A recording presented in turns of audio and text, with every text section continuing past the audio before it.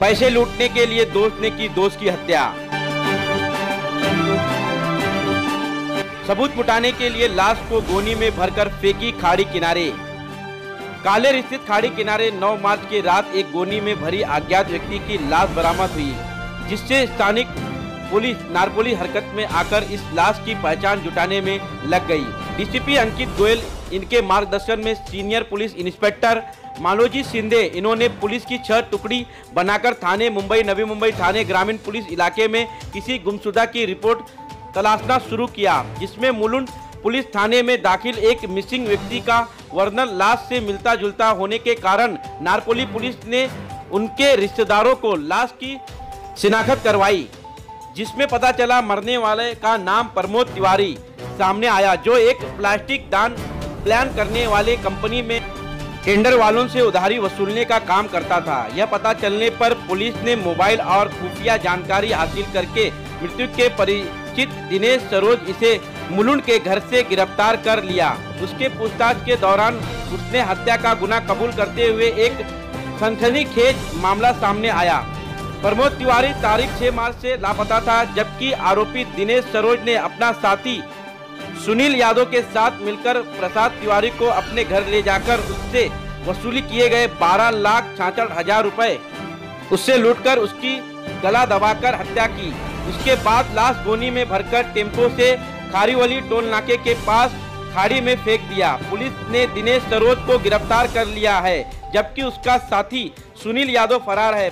फरार आरोपी को पुलिस द्वारा उसे ढूंढने के लिए प्रयास शुरू है। ऐसे में आज भिवंडी के पुलिस परिमंडल 2 के उपायुक्त यानी कि डीसीपी अंकित गोयल ने एक पत्रकार परिषद का आयोजन किया। इस पत्रकार परिषद में विशेष तौर पर इस घटना का खुलासा किया और इसे गुत्थी को किस तरह सुलझाया उसकी जानकारी देते हुए अंकित गोयल जी ने क्या कहा, देखिए इस विशेष रिपोर्ट को।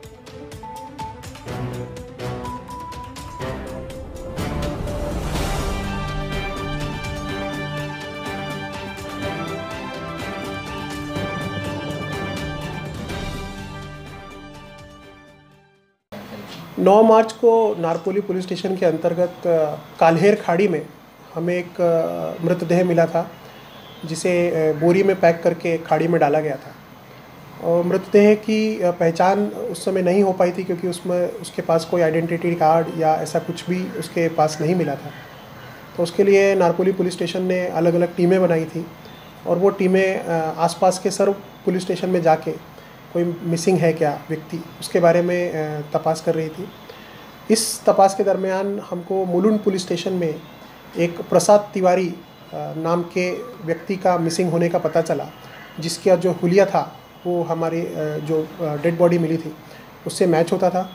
उसके बाद जब आगे हमने इसको इन्वेस्टिगेट किया तो पता चला कि प्रसाद तिवारी के पास उस दिन उसके मालिक जहाँ वो काम करता था उसके लिए कलेक्ट किए हुए कुछ पैसे थे, लगभग 12.5 लाख रुपए उसके पास थे।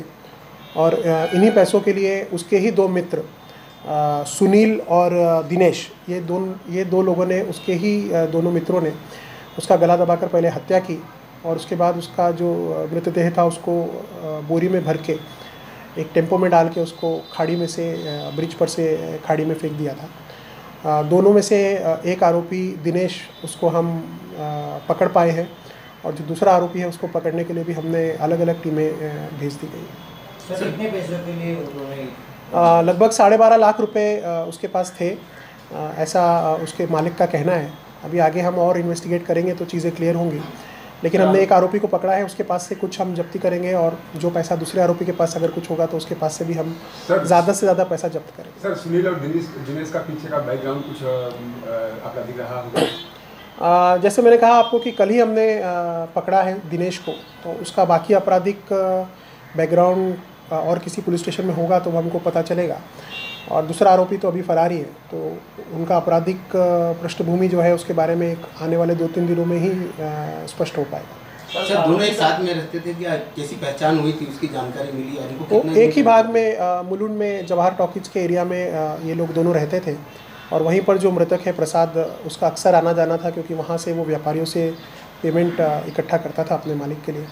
तो उसी दौरान इनकी लगभग 4-5 सालों से तीनों की दोस्ती थी। सर, इस आरोपी को कहाँ से जाना होता है? आरोपी को हमने जब तपास किया तो पता चला कि आरोपी बनारस उसका जो होम टाउन है वहाँ चला गया था और वहाँ से उसको वो वापस लौट रहा था। लौटने के दरमियान बीच में हमने उसको अरेस्ट किया। सर आरोपी तक कैसे पहुंचे? जब हमको पता चला कि मृतक कौन है तो उसके बाद उस मृतक को लास्ट कहाँ देखा गया और किन किन से उसकी दोस्ती थी और कुछ टेक्निकल इनपुट्स, इन सब चीज़ों को मिला के हमने जिन लोगों पे शक हुआ दोनों पे, वो दोनों ही हाज़िर नहीं थे तो शक और बढ़ा।